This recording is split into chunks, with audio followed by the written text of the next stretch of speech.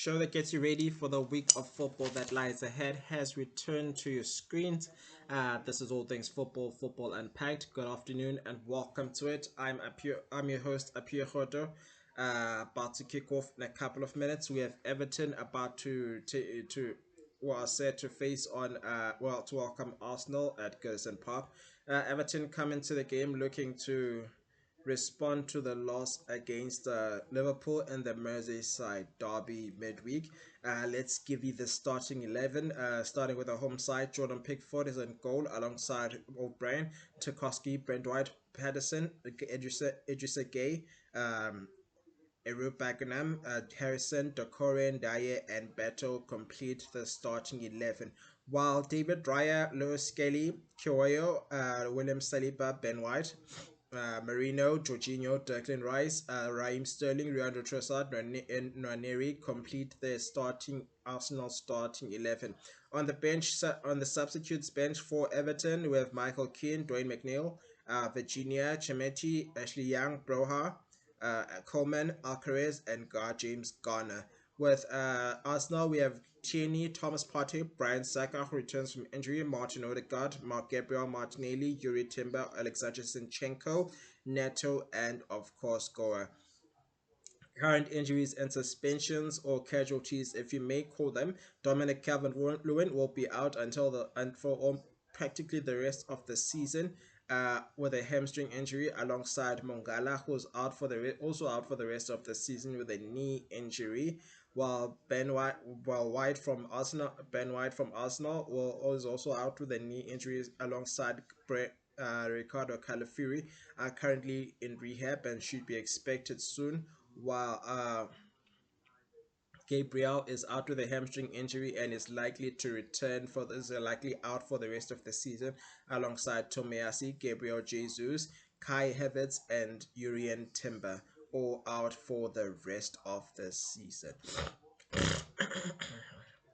Good afternoon, welcome to it. This is all things football, football unpacked. My name is Apiwe Roto. Remember to like the show, hit that subscribe button on YouTube for more episodes. Ring the bell for notifications of new episodes that premiere every Saturday. Let's have a look at news making headlines in the world of football in the last week. We start with Bafana story with regards to the Debsa situation, which has been doing the rounds since the Lesotho game, and the discovery that Bafana the Mamelodi Sundowns midfielder was not supposed to play after getting 2 yellow cards. Let's have a look at the current. Let's just find the story. Likely outcome. We spoke to a lawyer. A lawyer had this to say. A lawyer, namely Lesedi Mpahlele, who is an attorney and director at Fairbridges, Wertheim, and Wertheim Becker attorneys, indicates that Lesotho did not lodge their complaint within the 24-hour specific period. Had they lodged their complaint then the 3 points would have automatically been taken away.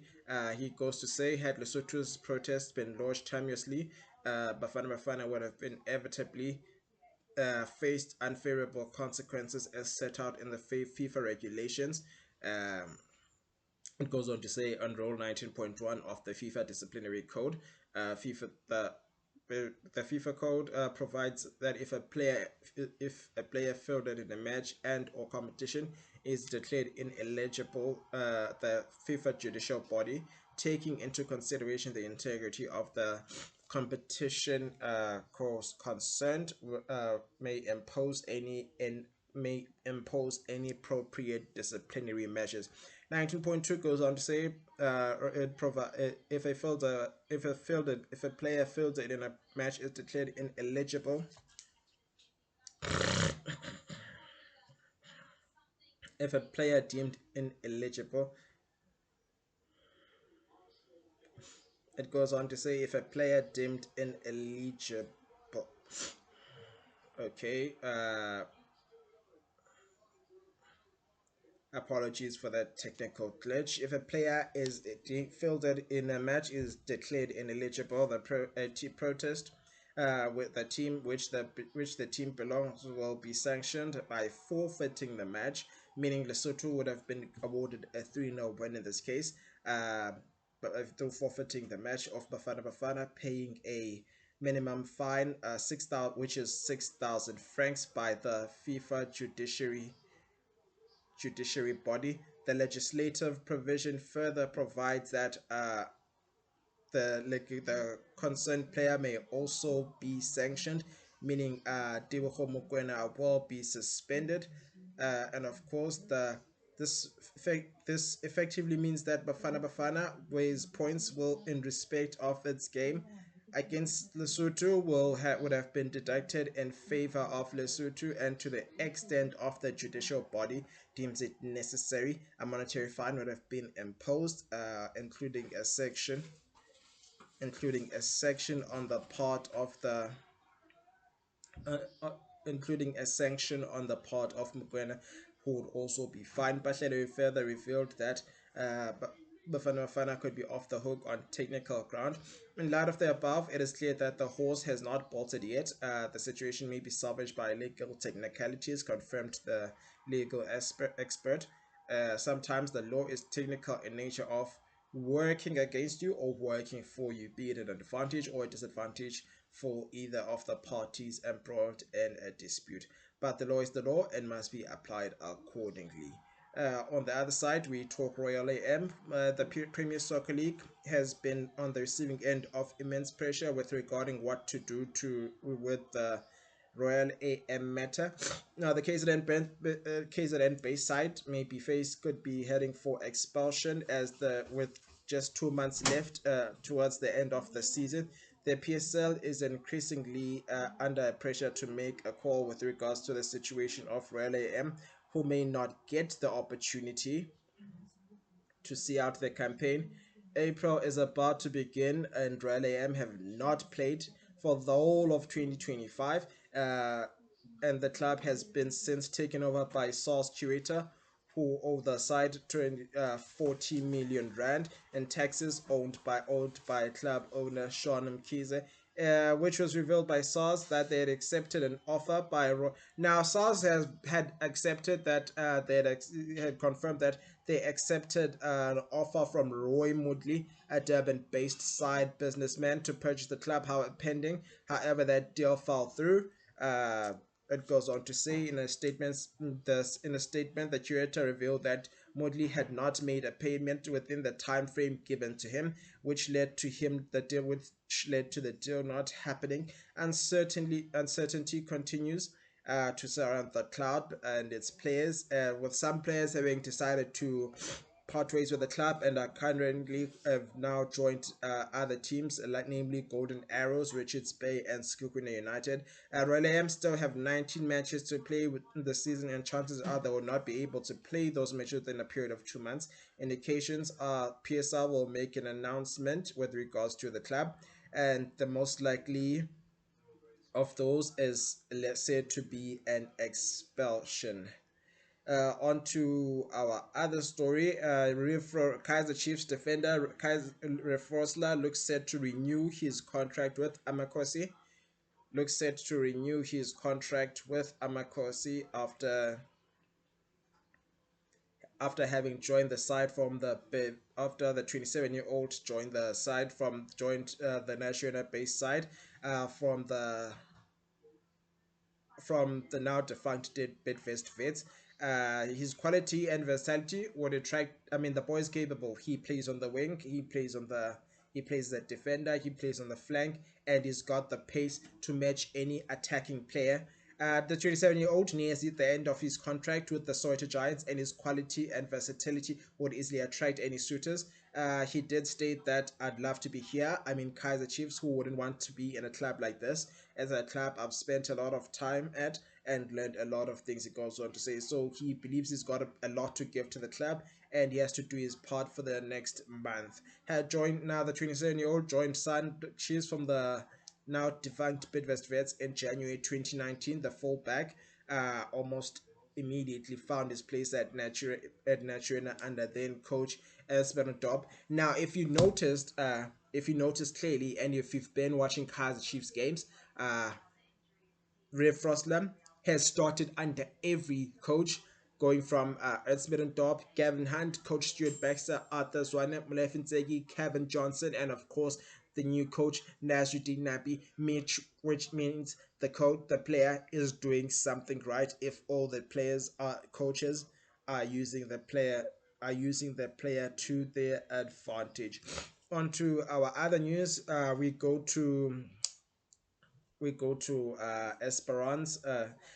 Now we saw some unwanted scenes with regards to the CAF Champions League quarterfinal encounter, which took place in Loftus in Pretoria, the Champions first leg Champions League quarterfinal, which was won by Mamelodi Sundowns, where the incident got violent. Now Tunisian side turned violent on the stands. Now the Tunisian side have confirmed that they will file a complaint to the Confederation of African Football, which is Africa's football governing body, CAF for short, against Mamelodi Sundowns after they lost in the first leg quarterfinal. The Tunisian Giants fell short, losing by an odd goal. And the confrontation and violent incident erupted at the stands following supporters from both sides after they clashed. After hours after the altercation, Esperance alleged that their fans were assaulted by Sundown supporters, stating that they processed all the evidence needed to back their claim, as they have confirmed that they will submit reports to CAF regarding their treatment to their fans in South Africa. The statement reads that the Tunisian sports Altaraji uh, assures all Al-Taraji assures all the Al-Taji fans, especially the families of all loved ones who have migrated to South Africa, that also our supporters are fine and have returned to Johannesburg safe and sound. The club's management has ensured that security provide the necessary transport to leave the stadium and take them to the train station, the club stated after the match. Tunisian sportsman, the Al Taraji, informs all his fans that the three loved ones who were taken to hospital are in stable condition and are in the process of receiving treatment. This and the Tunisian sportsman Al Taraji confirms that he is preparing to complete a file complaining all the documents and supports that benefit our fans being exposed to violence in Pretoria, and will send it to the Confederation of African Football. The Tunisian sportsman Al Taraji ensures the Tunisian sportsman Al Taraji ensures that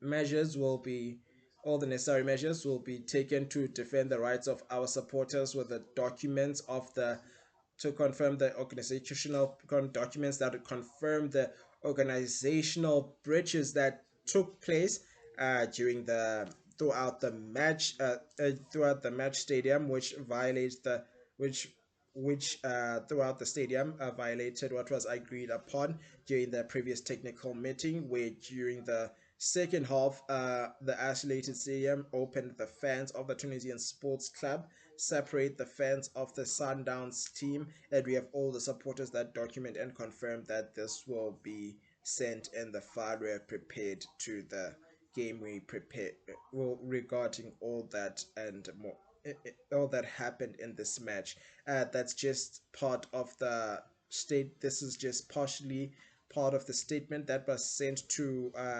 the statement that was made by Esperance. You can go to kickoff.com to check out the rest of the statement. Kaiser Chiefs have also confirmed that they will be out without defender Russian Dudley, who as he recovers from surgery, and will be out for the rest of the season. We're just looking for the Kaiser Chiefs technical team and what they had to say regarding the statement. Um, if I can just find the statement, Kaiser Chiefs confirmed that they will be out without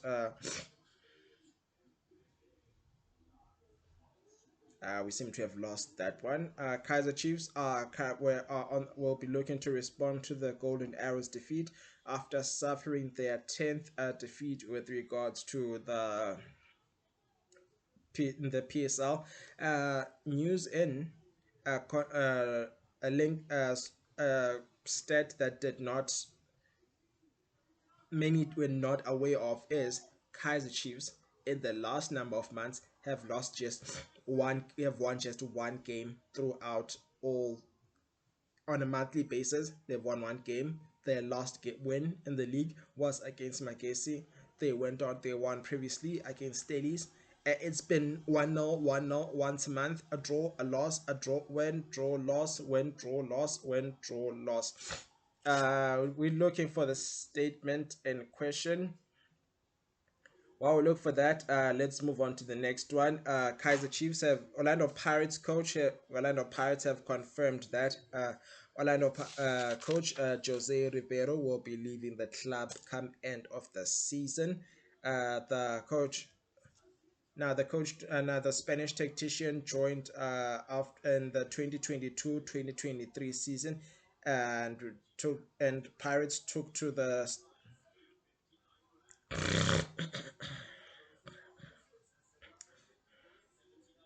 uh, Orlando Pirates, the football tab.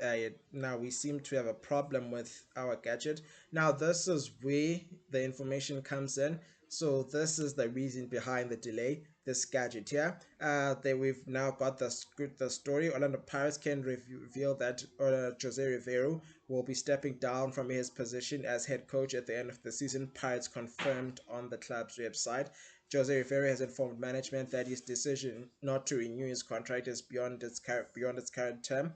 The Spanish mentor's contract is due to expire at the end of the current campaign. His professionalism and commitment to the club's best interest prompted a timely prompted is prompted a timely announcement, ensuring as business as usual for the remainder of the season, while simultaneously creating an opportunity for the club to prepare the future, to prepare the club for the club to prepare for the club to prepare for the future, rather, in accordance apologies for that in accordance with the coach's wishes. The club will refrain from making any detailed pronouncements with regards to the happenings, reserving comprehensive tributes for a more appropriate occasion, Pirates added.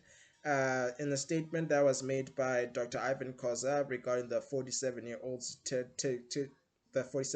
Spanish tactician, he goes on to say, while we would have liked Coach Jose to extend his stay with us, at the same time, we fully respect his decision and we are grateful for everything he has done for us. The achievement of the intervening years speak for themselves, and the joy that Jose and his support staff have brought this club will never be forgotten. The club's immediate priority will be twofold. Firstly, in keeping his wishes, we'll find the appropriate time of to fully express our appreciation of Coach Jose and his contribution to the club. But secondly, for the football department to begin the extensive exercise of finding a suitable replacement for the 2025-26 season. We fully appreciate the 3 years of service that Coach Jose has given to us, and fully support his decision wherever his journey takes him. And of course, he must know that Orlando Pirates family will always be behind him. Let's have a look at the records since Coach Jose took over. After taking over in 2022, where he won his first trophy from the word go, winning the 2022, making Orlando Pirates only the first ever team to win the MTN 8 on 3 successive occasions since the tournament's inception in 1972 under the name the BP Top 8, which would go on to be named as the SAA Super 8, and of course the now known as the MTN 8. And of course, he's already has back-to-back trophies with regards to the Nedbank Cup. I will be looking to win the third one successively. something Kaiser Pirates last achieved in 1970, from 1971 to 1973, under the name the Life Challenge Cup, which is the predecessor of which Nedbank Cup is a predecessor of. Let's try and have a look at the try and see if we can recover the story regarding Dudley, who will not feature in the game against TS Galaxy. And a statement made by the club, it is said that on the club website, defender Russian Dudley remains on the injury list as he recovers from surgery, and fitness for the rest of the squad will be assessed during the week's preparation for the clash, which is today. Kickoff for that fixture is at 1900 hours. The 22-year-old had been an integral part of the Kaiser Chiefs defensive setup this season, ranking as the second most used player in the squad behind Inacio Miguel with 21 appearances to his name. Dudley has accumulated an impressive total of 1,867 minutes on the pitch, showcasing his importance to the team. His constant performances have made him a reliable fixture and coach Nasruddin Nabi's defensive plan. However, the young defender's last outing came back in the narrow defeat to Mamelodi Sundowns. Since then, he has been out through injury, leaving a noticeable gap in the Kaiser Chiefs backline. On to our last story. Benin national team coach has expressed Kenneth Rowe has expressed displeasure with the Benin Football Association after coming criticizing the local the governing body, citing that certain players had to pay for their own flights to South Africa, where Zimbabwe play at their home matches in the 2-2 draw against Zimbabwe in the 2026 World Cup qualifiers. Let's see what he had to say. Some The German tactician was not the German tech. The game ended in a game that ended in a 2-2 draw with the two teams sharing the points. It has emerged that there was tension behind the scenes in the Benin camp during their visit to South Africa, with the coach voicing his frustration during his uh, over the logistical challenges his teams faced on the trip to Durban, citing criticism at the Football Federation and what he described as disorganized and a difficult journey. He said during an interview on Radio Katunu, the German explained some players had to buy their own tickets because their ticket was not validated. They arrived at the counter and paid, and the ticket was at the counter, and the ticket was not valid, so they had to pay for it themselves. These players are Johan Roche and Andres Hotnochi. Some players arrived 24 hours before, but others only arrived at the very last minute. We have a real problem with travel. If you want to play in a World Cup, I was fortunate to do it with Nigeria, and you need to have good travel conditions. It starts there. He goes on to say we had or ourselves had a 24-hour journey across Africa in economy class. Even though my contract states premium, which was not respected. This was not the first time, but it's not a big deal. I'm 1.76 meters tall. I can fit in a small seat. It doesn't bother me. But 26 hours of travel, 4 hours of waiting in Addis Ababa, which is the capital of Ethiopia, to travel 6.5 hours overnight in Johannesburg before taking the flight to Durban. Honestly, President, it is not on. Let us do better. Let us do better in our football federations. We need to do better, guys. This is the football game. Let's not change the images of our football games, of the beautiful game. It is called the beautiful game for a reason. Let's not you taint the image. Let's not divide ourselves.